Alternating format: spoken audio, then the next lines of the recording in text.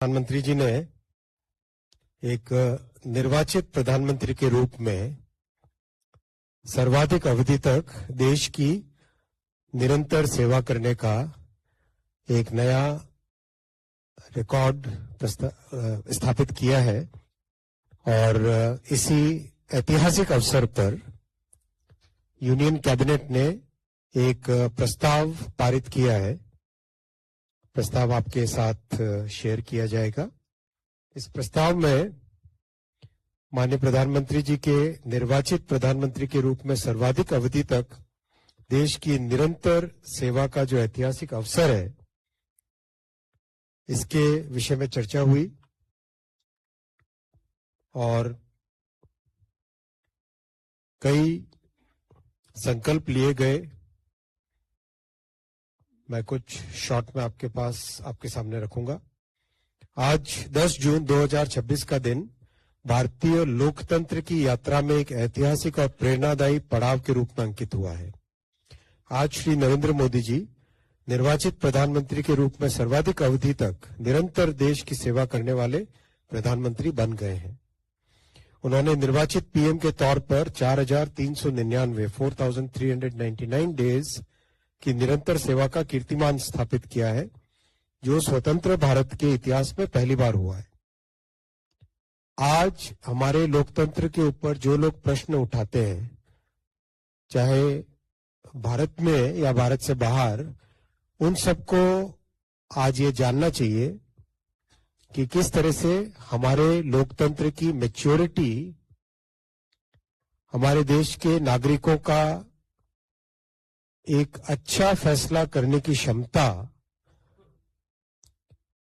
जो चेतना है, लोकतांत्रिक चेतना, वो बहुत ही महत्वपूर्ण है कि जिनका कोई पॉलिटिकल बैकग्राउंड नहीं था, जो बहुत ही साधारण परिवार से आए और जिन्होंने अपने कार्य से, अपने विचार से और अपने नेतृत्व के एक साक्षी रूप से जिस तरह से देश को आगे किया, उनको इस देश ने विश्वास दिया। उनको 140 करोड़ देशवासियों ने उन पर विश्वास जताया और एक ऐसा कीर्तिमान बनाया जो कि भारत के लोकतांत्रिक पैमाने पे एक बहुत बड़ा कीर्तिमान है।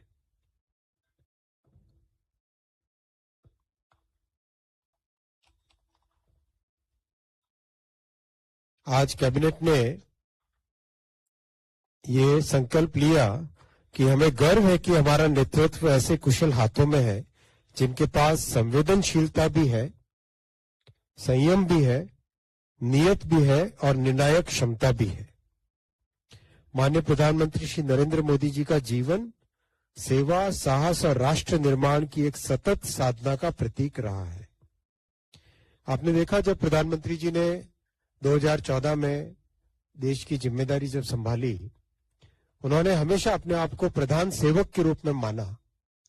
कॉलोनियल हैंगओवर के बहुत सारे जो सिंबल्स थे, रेड लाइट चलती थी गाड़ियों के ऊपर, कई तरह के राजपथ कहा जाता था। राजपथ क्यों, ये तो कर्तव्य पथ है। कई तरह की जो कॉलोनियल माइंडसेट की चीजों को उन्होंने बदला और एक बहुत साहस के साथ, बहुत एक नए तरीके से देश को आगे लेके गए और संविधान को पवित्र ग्रंथ बताया। हमेशा संविधान के दायरे में, संविधान के साथ ही सब कुछ माननीय प्रधानमंत्री जी ने देश को आगे बढ़ाने का काम किया। कैबिनेट ने ये भी आज संकल्प लिया कि प्रधानमंत्री जी के नेतृत्व में भारत ने गरीब कल्याण को शासन के केंद्र में स्थापित किया है। ये बहुत अलग है। पीछे की सरकारें गरीब कल्याण को एक नारा बना के रखते थे। प्रधानमंत्री श्री नरेंद्र मोदी जी ने गरीब कल्याण को अपनी नीतियों का केंद्र बनाया और 2014 में जब उन्होंने जिम्मेदारी ली थी, तब उन्होंने स्पष्ट तौर पे ऐलान किया था कि मेरी सरकार गरीब कल्याण के प्रति समर्पित सरकार है।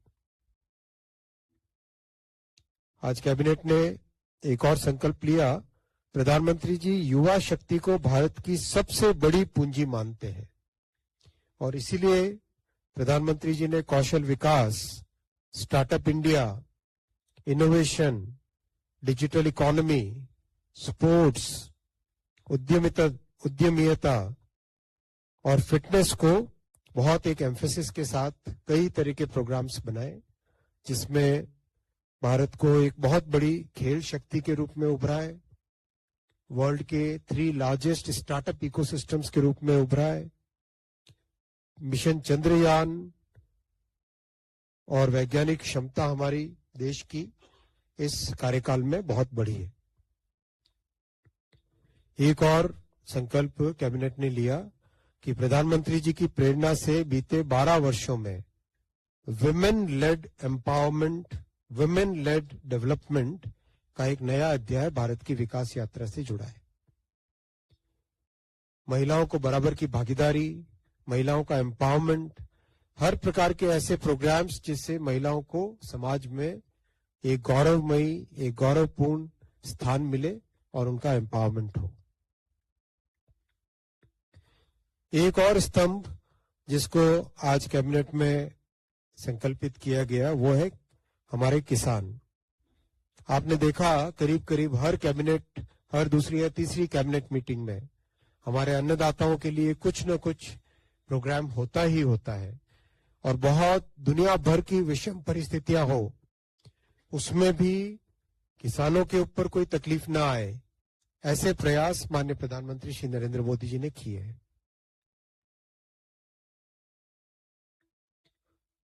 एक और संकल्प लिया, प्रधानमंत्री जी ने राष्ट्र प्रथम के भाव से बड़े निर्णय लिए, ऐसे निर्णय जो आज वर्षों की तपस्या के बाद आज सच्चाई बन चुके हैं, जैसे जम्मू कश्मीर से आर्टिकल 370 को हटाना बहुत बड़ी साधना थी, बहुत बड़ा पूरे देश में एक झकझोर करने वाली बात थी कि क्यों देश में एक अलग से आर्टिकल 370 है, उसको हटाना। जीएसटी लागू करना जो कई वर्षों से सभी इकोनॉमिस्ट, सभी इंडस्ट्रीज, सभी पूरा देश एक मानता था कि एक यूनिफाइड टैक्स सिस्टम होना चाहिए, सिंपल टैक्स सिस्टम होना चाहिए। 1 रैंक 1 पेंशन लागू करना, चीफ ऑफ डिफेंस स्टाफ एक यूनिफाइड कमांड स्ट्रक्चर लागू करना, गरीबों को 10% आरक्षण देना, एनिमी प्रॉपर्टी एक्ट लागू करना, सीएए कानून बनाना जो कि एक ऐतिहासिक भूल थी, उसको ठीक करने के लिए सीएए कानून बनाना, मुस्लिम महिलाओं के प्रति जो अन्याय था उस अन्याय को दूर करने के लिए 3 तलाक के विरुद्ध कानून बनाना, वकफ कानून में संशोधन करना, परमाणु क्षेत्र में रिफॉर्म के लिए शांति कानून, भारतीय न्याय संहिता जो कि वर्षों के बाद में दंड से न्याय के प्रति शिफ्ट होना और दर्जनों श्रम कानूनों को 4 कोड में समेटकर एक बहुत अच्छा लेबर रिफॉर्म लाना। ऐसे अनेक बड़े फैसले माननीय प्रधानमंत्री जी की निर्णायक जो क्षमता है, निर्णय करने की क्षमता है, उसके उदाहरण है। माननीय प्रधानमंत्री जी ने राष्ट्रीय सुरक्षा को भी एक नया आयाम दिया है, नई बुलंदी दी है। आतंकवाद के विरुद्ध कठोर कदम उठाने का श्रेय उनके नेतृत्व को ही जाता है। हमने इससे पहले देखा पिछली सभी सरकारों ने जिस तरह के कदम उठाए उसके कारण देश की जो परिस्थिति थी उसके विपरीत माननीय प्रधानमंत्री श्री नरेंद्र मोदी जी ने आतंकवाद के विरोध में कठोर कदम उठाए, सीमा पार आतंकवाद के कैंपों पर सर्जिकल स्ट्राइक की, एयर स्ट्राइक की और ऑपरेशन सिंदूर के रूप में पाकिस्तान के उन क्षेत्रों को भी टारगेट किया जो पहले अकल्पनीय थे, पहले कभी सोचा नहीं जाता था। उन क्षेत्रों को भी प्रधानमंत्री श्री नरेंद्र मोदी जी ने ऑपरेशन सिंदूर के दौरान उनके ऊपर भी टारगेट किया और पाकिस्तान के साथ दशकों पहले किए गए अन्यायपूर्ण सिंधु जल समझौते को भी निलंबित स्थिति में रखा गया। और साथियों, जो वर्षों से एक बहुत बड़ा देश के अंदर आंतरिक सुरक्षा का एक विषय उठता था, नक्सलवाद। आज भारत उस नक्सलवाद से भी मुक्त हुआ है। ये माननीय प्रधानमंत्री जी की एक निर्णायक सोच का, एक बहुत ही स्पष्ट पॉलिसी का एग्जाम्पल है। साथ ही साथ प्रधानमंत्री जी का यह दृढ़ विश्वास रहा है कि आत्मनिर्भर हुए बिना भारत विकसित नहीं हो सकता।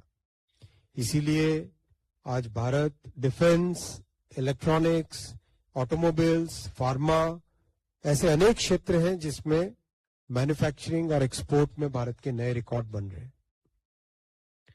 विश्व में भारत ने एक अभूतपूर्व भूमिका निभाई है। सशक्त रूप से भारत उभरा है, चाहे G20 हो या ग्लोबल साउथ की आकांक्षाओं को स्वर प्रदान करना हो, या इंटरनेशनल सोलर अलायंस बनाना हो। हर तरह के कार्यक्रम में भारत ने लीडरशिप ली है। और भारत के इतिहास में पहली बार हुआ है कि हमारी विरासत को सम्मानजनक दृष्टि से देखा जाने लगा। एक लंबे समय तक ब्रिटिश टाइम फ्रेम में, ब्रिटिश पीरियड में हमारी विरासत को हमेशा नकारा जाता था, और वही कांग्रेस के कार्यकाल में हमारी विरासत को एक तरीके से इग्नोर किया गया था। उस विरासत को, उस बहुत ही समृद्ध विरासत को माननीय प्रधानमंत्री श्री नरेंद्र मोदी जी ने प्राथमिकता दी और विरासत के साथ विकास को लेके आगे बढ़े। बहुत ही महत्वपूर्ण बात यह है कि भारत की 140 करोड़ सिटीजन्स की कामयाबी है कि पिछले 12 वर्षों में देश को प्राप्त राजनीतिक स्थिरता, 30 वर्षों की, 3 दशकों की राजनीतिक इंस्टेबिलिटी को जनता ने नकारा और बहुत ही मैच्योर वे में एक स्टेबल गवर्नमेंट 1 बार, 2 बार और 3 बार भारत ने चुनी। ये भारत की राजनीतिक परिपक्वता का और हमारी डेमोक्रेसी की मैच्योरिटी का बहुत बड़ा सिंबल है।